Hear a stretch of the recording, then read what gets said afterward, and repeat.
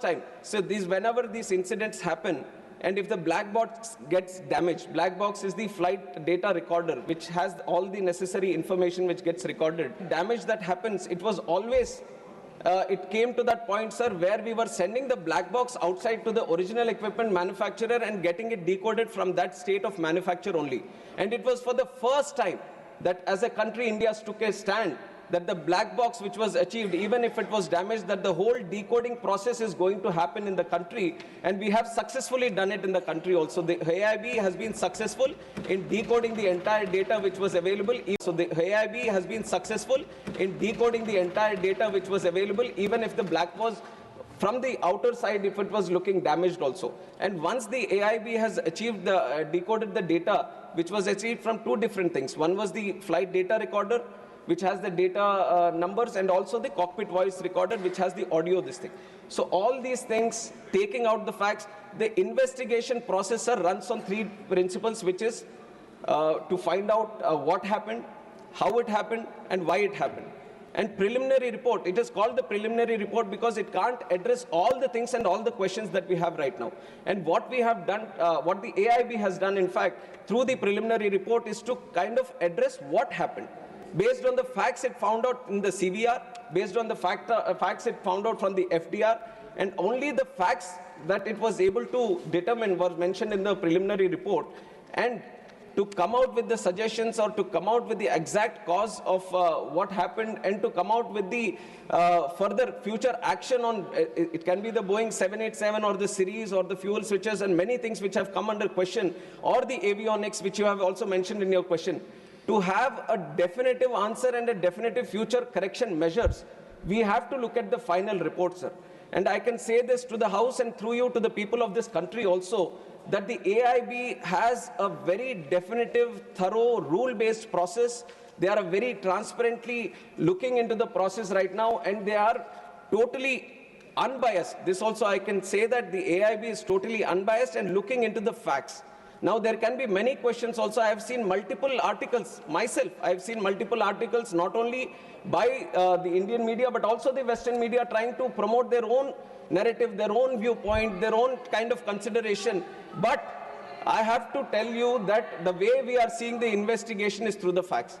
We want to stand by the truth, not what is happening with the pilots, or not what is happening with the Boeing, or not what is happening with the Air India or any other stakeholder which is this. We want to stand by the truth. We want to find out what exactly happened, and that is only going to be coming out once the final report has been placed.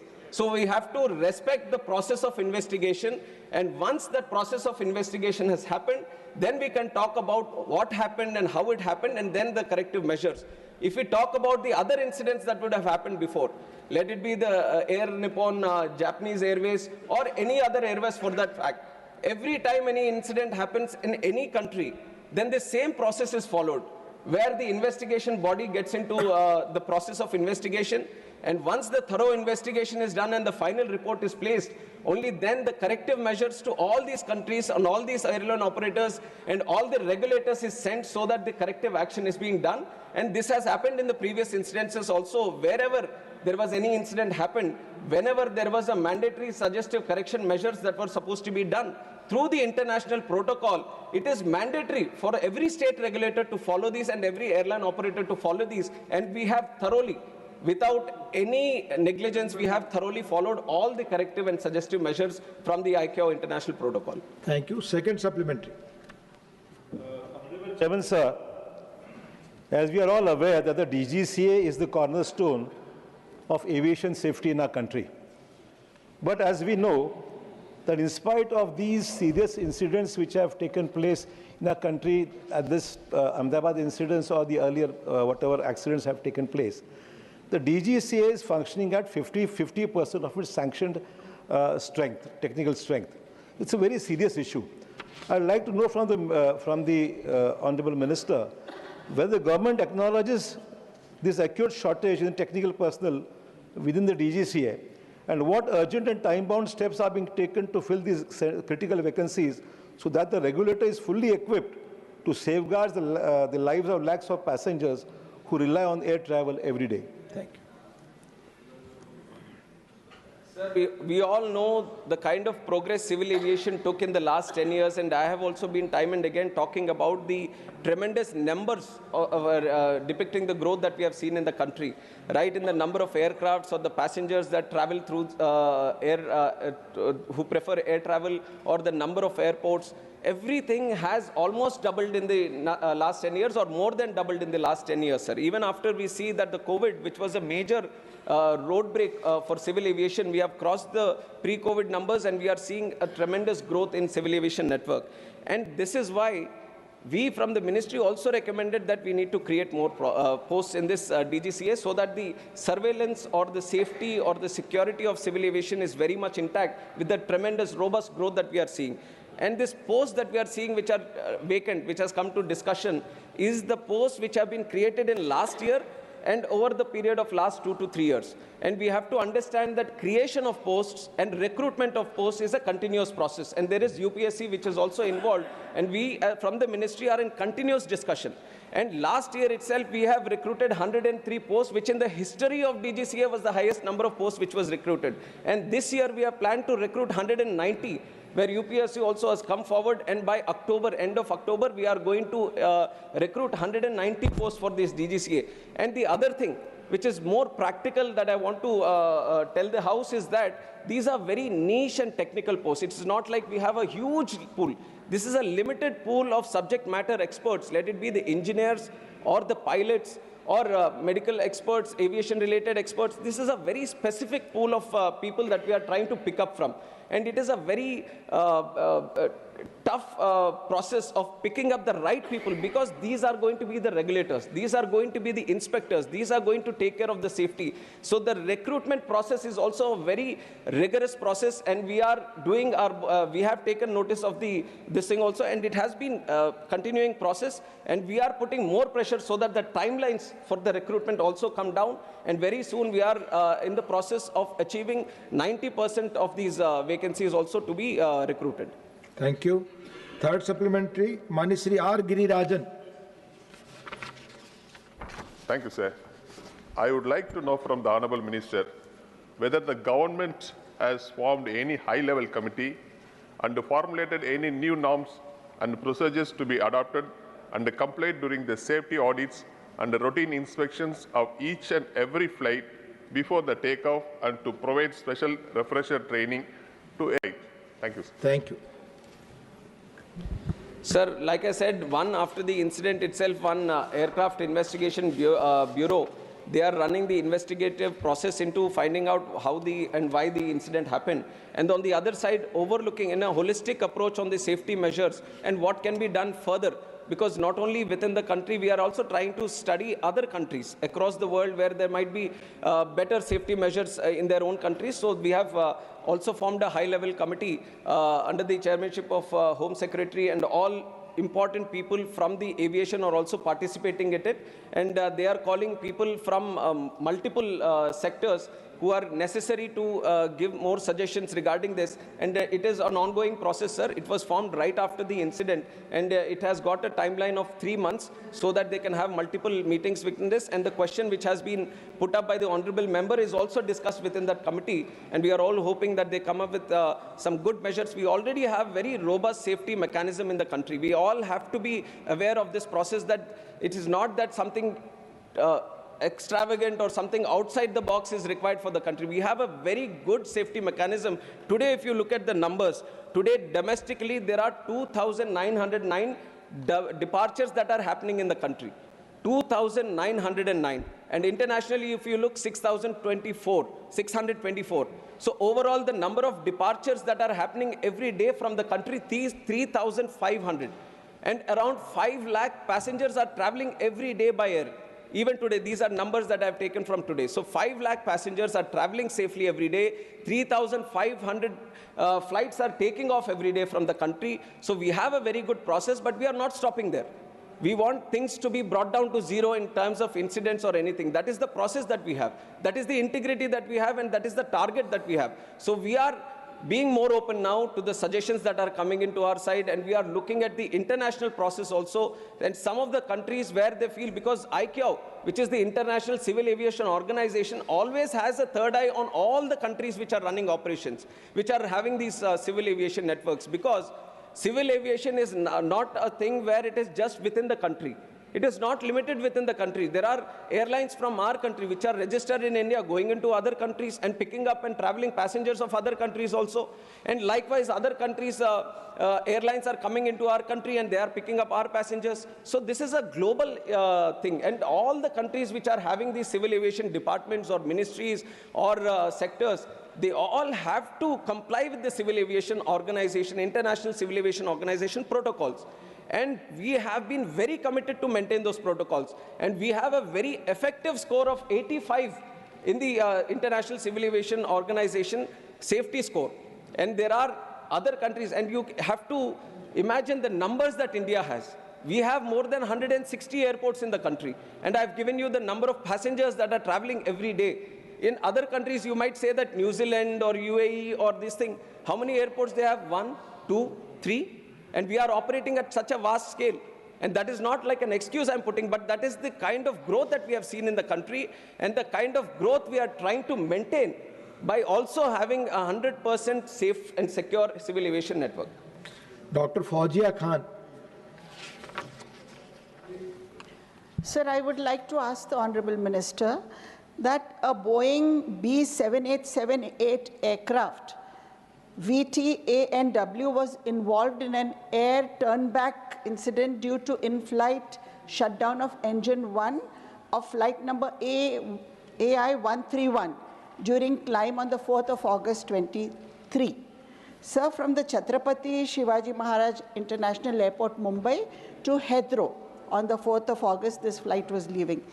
As per the incident report of DGCA, an HPC stage 10 blade went missing due to improper installation of locking lugs. That made dust accumulate in the left-hand engine, leading to the engine's surge and subsequent engine shutdown.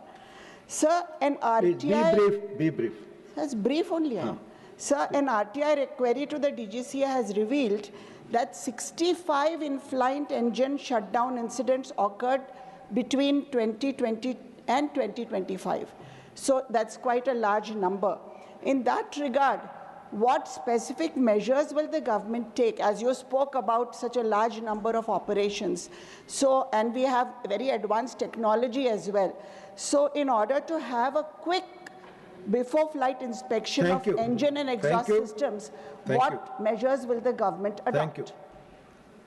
Sir, in terms of safety, I have to also tell that the DGCA has inspections which are planned surveillance, ramp inspections of both the domestic and the foreign sector, spot checks and night surveillance. And this is done through an annual surveillance and safety plan that the DGCA prepares. And based on the regular checking that happens, they have a overlooking safety audit also that is happening all over the country. And they keep monitoring each and every plane. They keep monitoring each and every airport and all the safety measures that are being listed. And everything is very thoroughly monitored. And whenever these kind of incidents happen, let us say there is an in-flight, some engine malfunction that has happened. And these, you have pointed out to one specific aircraft where there seems to be a one specific issue. But there are multiple kinds of issues that can happen. Some may be due to the weather, or some might be due to bird hits that happen. So there are multiple unpredictable and weather-related issues also that are there. Everything is properly taken into account. But for that, to ensure that the operations are still safe, even if it is mid-flight journey or on the ground, any incident that is happening, there is a thorough protocol. And it is not that we have invented the protocol or we have invented the safety process. There is a process that the original equipment manufacturer, suppose the Boeing is making the plane, Boeing itself has to list out what all safety measures that has to be done. And on top of that, the FAA, which is the state regulator of that country, it also goes through a process of seeing the design the maintenance and manufacture, it comes out with the process. Then there is the International Civil Aviation Organization, which overlooks all this, and it comes out with the process. And once that plane is coming back to our country, our state regulator, which is the DGCA, it goes through all these processes, and if mandatory, adds some more processes from its side, so that every single flight before it takes off goes through a specific maintenance based on the line maintenance, base maintenance, engine maintenance. Everything is properly checked. From the pilot also, before taking off, pilot also on ground, he goes around the aircraft and checks all the things. Aircraft maintenance engineer also does another checking. After robust checking and properly jotting down what is happening with the aircraft, only then looking at the rules and procedures, if the aircraft is good for taking off at the time, only then it is supposed to be taken off. So all the processes are thoroughly listed, and we, on behalf of the ministry and from the regulator DGCA, we ensure that there is no negligence and there is no incompetence on any of the processes, and everything is very thoroughly monitored. And if anything occurs also, and if there is anything which occurs due to negligence, then we take serious action on both the operator and any necessary person, and we impose penalties, suspensions. All the process of enforcement is also duly listed. Thank you. Last supplementary on this question. Mani Satnam Singh Sandhu. Sir मेरा सवाल इस हादसे में मारे गए unlucky लोगों के लिए है। जो लोग इस हादसे में मारे गए हैं उनकी जान की भरपाई तो नहीं हो सकती, लेकिन फिर भी जो बेस्ट पॉसिबल फैमिली के लिए हो सकता है वो होता है। इस हादसे में मारे गए पैसेंजर्स के लिए तो कॉम्पनसेशन अनाउंस की गई है, लेकिन इसमें मेडिकल छात्र भी मारे गए। एक मेडिकल कॉलेज के स्टूडेंट्स जो अपने हॉस्टल में खाना खा रहे थे, मेरा सवाल उनको लेकर है कि उनके लिए कॉम्पनसेशन हुई है, और क्या उनकी फैमिली जो ट्रॉमा में है उनको कोई साइकोलॉजिकल हेल्प देने की कोशिश की गई है? धन्यवाद। Thank you. Sir, first of all, I'd like to, through this house, also offer my condolences to the families of both the passengers of who were traveling in the plane, the crew and the passengers, and also the students, the families of both the students also. And this has been our idea right from the time the incident took place, that we are not going to differentiate between the victims, saying that, Acha, these are the people who have traveled in the plane and these are the other ones who have got affected or succumbed to outside injuries outside the plane.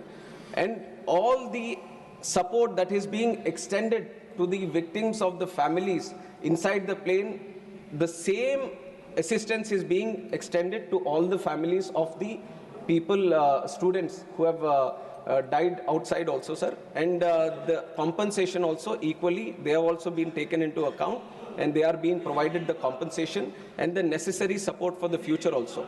Much of this, the responsibility has been taken by Air India, and combinedly, all the people, both in flight and off, everyone is being taken care of, both from the family side, and all the compensation is being equal. And this, not only in terms of compensation definitely equal, but in terms of assistance also that we are trying to provide from the government side, there is no difference. We are keeping, both are being taken into account in the same process.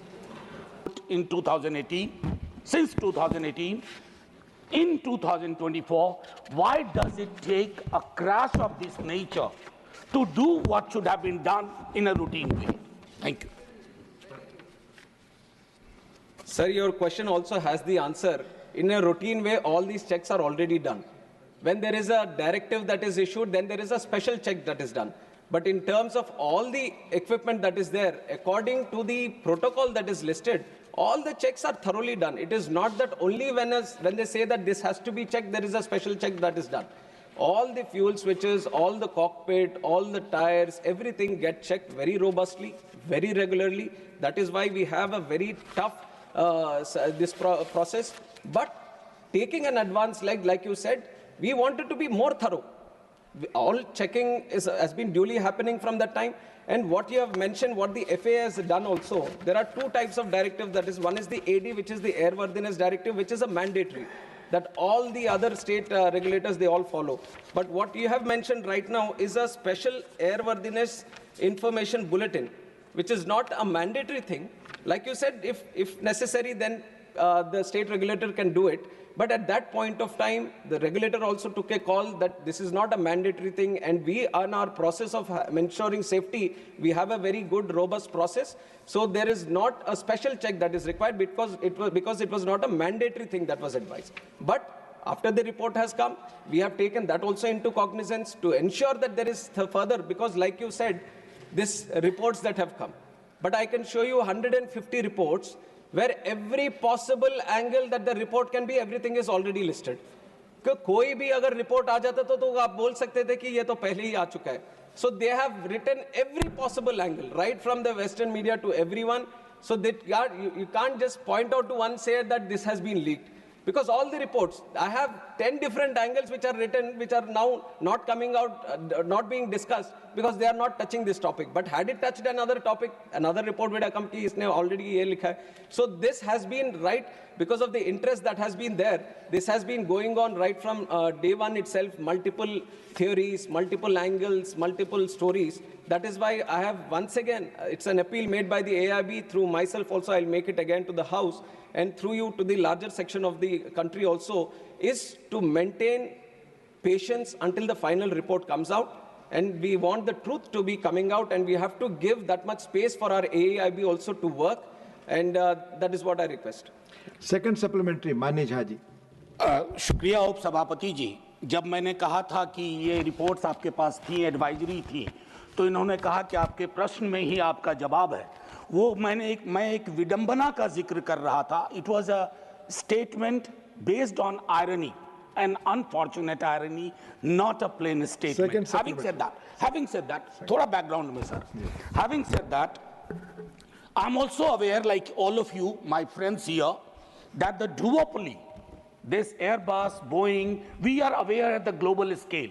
Let's not get into that. What is important?